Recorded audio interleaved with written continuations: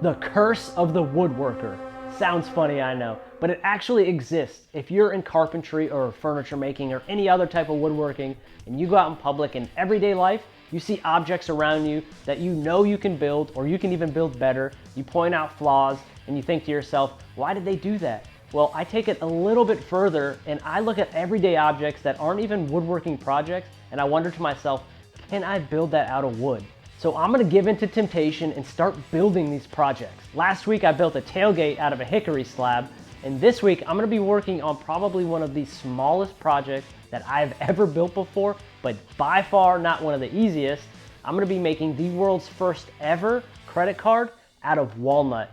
I do know that MasterCard makes a wooden credit card that they call the tree card, but it's not made out of a nice hardwood like walnut. I'm even gonna make one as a backup out of cherry and then another one out of ash, just in case for some reason walnut doesn't like to be that thin.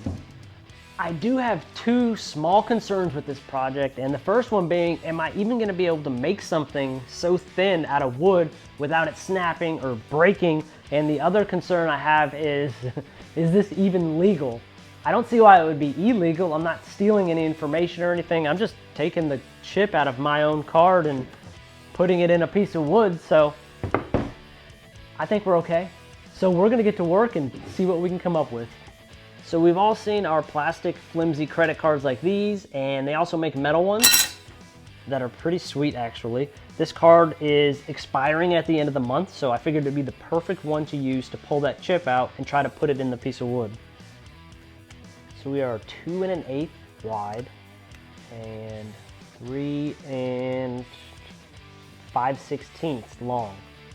Just like almost any other woodworking project, I'm going to start on the jointer, making sure all three pieces are nice and flat. Now, normally you would handle this next step on the bandsaw, but because I never used my bandsaw, I actually sold it last year, but wouldn't you know it, now that I don't have a bandsaw, I could use one. Who really needs a bandsaw anyway, when you can just run it through the table saw and hope that your cutoff is the right size. So now we got them about an 1/8 inch thick. I'm gonna tape them onto this flat piece of ash that I have so that I can run it through the planer and get the thickness that we want, because the planer only goes to like 3/16 of an inch. So this will be able to get me down to the thickness of that credit card.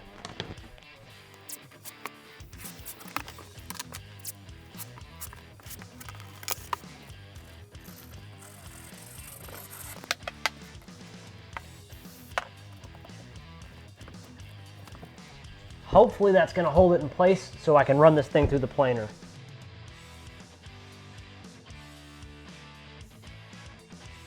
Okay, so I think we may have lost the cherry. I might be able to salvage a little bit right there, but it just kind of tore it apart. But we got some of the ash good and the walnut looks intact.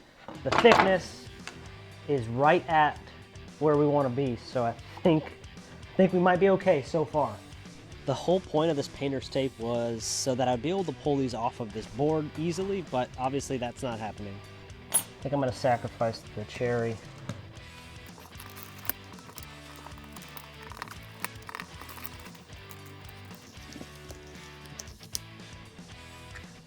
Oh.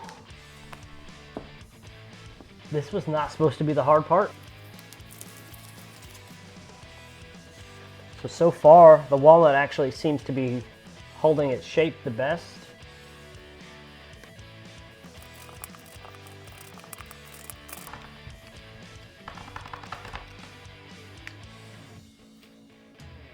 Ha ha ha. Now that's pretty sweet.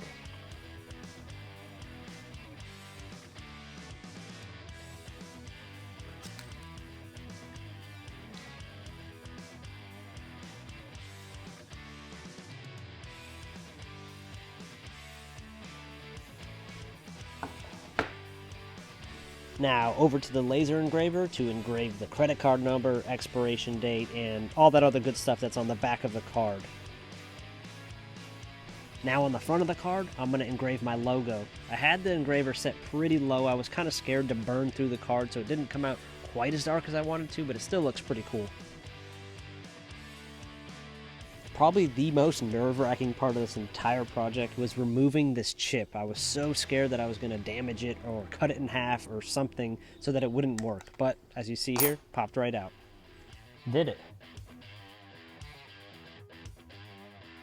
This card also has a magnetic strip on the back. I'm not sure if I actually need that, but I'm going to try to get that off. Luckily, since this is a metal card, the magnetic strip that they used is like a sticker, so if I can get my knife in there, I might be able to peel it back.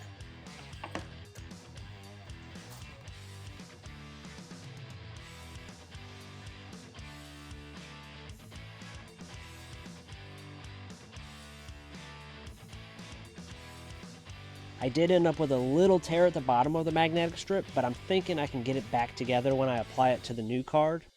Because this piece of walnut is already so thin, I didn't want to use a chisel or any other tool to carve out the spot where the chip goes, so I just traced the perimeter of the chip and used a razor blade to scrape it out, and it worked out perfectly.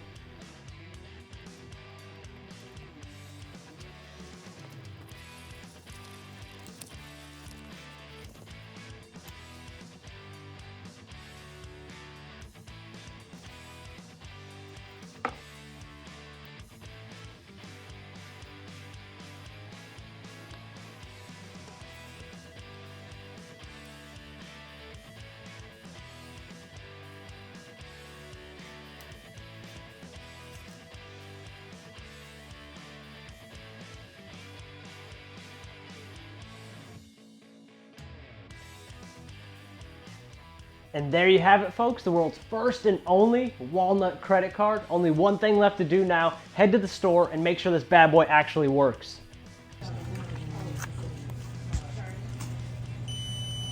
Take it out. If you like this video, be sure to hit that subscribe button. And if you've got any future projects you want to see us build, drop them in the comments below.